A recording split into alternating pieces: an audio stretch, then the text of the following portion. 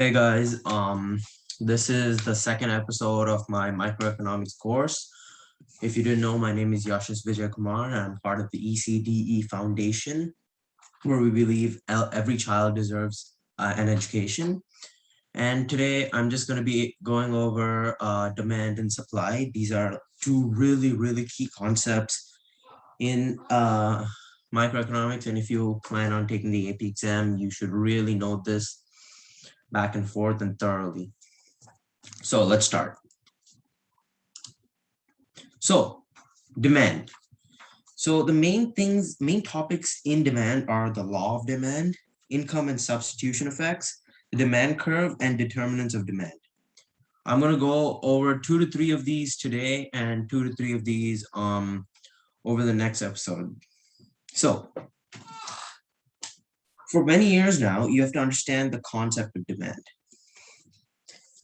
On the surface, the concept is rather simple. People tend to purchase fewer items when the price is high than they do when the price is low.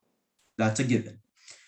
This is such an intuitively appealing concept that your typical consumer cares little about the rationale and still manage to live a happy life. So think about it this way. The prices are high, less people are going to buy it. The prices are low, more people are going to buy it. So now let's go over the law of demand. The law of demand is commonly described as holding all else equal. When the price of a good rises, consumers decrease their quantity demanded for that good. In other words, there's an inverse or negative relationship between the price and the quantity demanded of a good, holding all else equal. So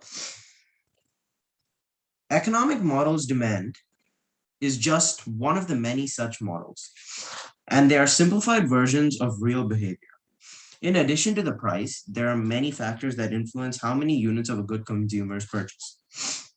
In order to predict how many consumers respond to changes in one variable, we must assume that all other relevant factors are held constant. In this case, that variable is the price. Say we observe that last month the price of orange juice fell, consumer incomes rose, and the price of apple juice increased, and consumers bought more orange juice. Was this increased orange juice consumption because the price fell, because the income rose, or perhaps because the apple juice became more expensive? Maybe it increased for all of those reasons. Maybe for none of these reasons. It is impossible to isolate and measure the effects of one variable on the consumption of orange juice if we do not control or hold constant these other external factors. At the heart of the law of becoming more willing or more able to consume a good, then either the price has fallen or one of these external factors has changed. We spend more time on these demand determinants a little later in this episode. Now, let's go over income and substitution effects. So one of the most important behind the scenes per se of the law of demand is the economic mantra. Only relative prices matter. This mantra is super important.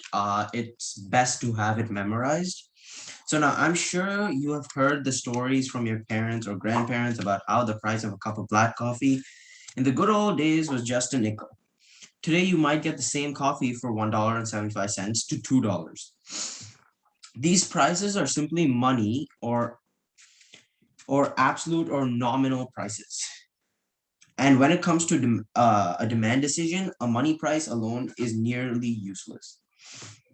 However, if you think about the money price in terms of one, what other goods are set 175?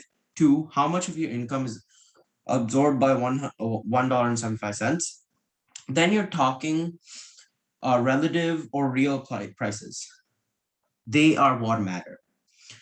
The number of units of any other good, Y, that must be sacrificed to acquire the first good X measures the relative price of good X. Now let's look at a quick example. Let's keep things simple and say that you divide your $10 daily income between apple fritters and today's prices of $1 and chocolate chip bagels at $2. These are the money prices of your labor and of these two yummy snacks. All right. Now, today at the price of $1, the relative cost of a fritter is 1/2 of a bagel. Relative to your income, it amounts to 1/10 of your budget. Agree? Now, tomorrow, when the price doubles to $2 per fritter, two things happen to help explain and lay the foundation for the law of demand. One, the relative price of a fritter has risen to one bagel, and the relative price of a bagel has fallen from two fritters to one fritter. Since fritters are now relatively more expensive, we should expect you to consume more bagels and fewer fritters. This is known as substitution effect. Now, think about that for a second.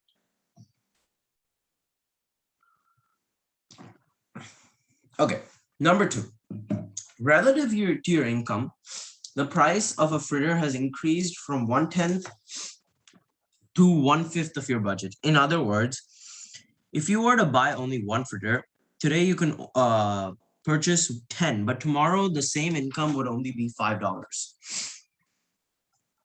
or five fritters worth, sorry. This lost purchasing power is known as the income effect. So let's go over that again. Substitution effect is basically the change in quantity demanded resulting from a change in the price of one good, which is relative to the price of the other goods. And income effect is the change in the quantity demanded resulting from a change in the consumer's purchasing power. Okay, so we're going to go over the demand curve in the next episode. So now we might as well just jump into supply.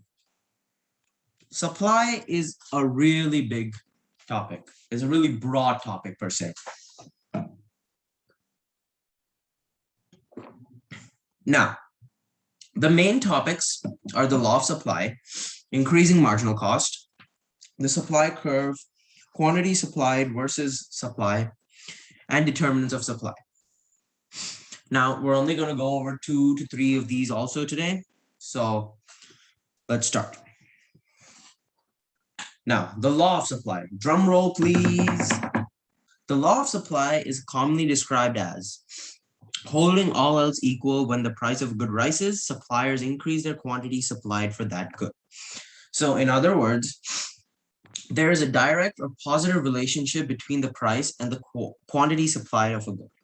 Again, we insist on qualifying our law with the phrase holding all else equal.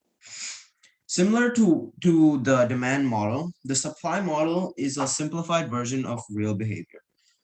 In addition to the price, there are several factors that influence how many units of a good producers supply. In order to predict how producers respond to fluctuations in one variable, this variable's price, we must assume that all other relevant factors are held constant, just like the law of demand.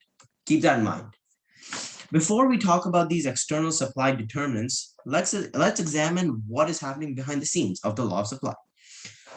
That would be the increasing marginal costs.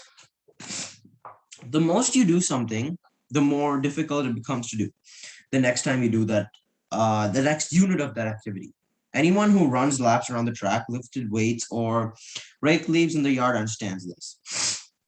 If you are asked to rake leaves as more hours of raking are supplied, it becomes physically more and more difficult to rake the next hours. We also include the opportunity cost of the time involved in raking, and you surely know that time is precious to a student.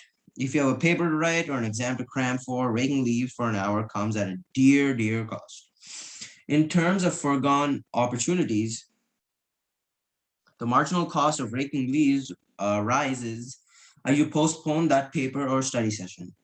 When we discussed production possibilities, we addressed a key economic concept.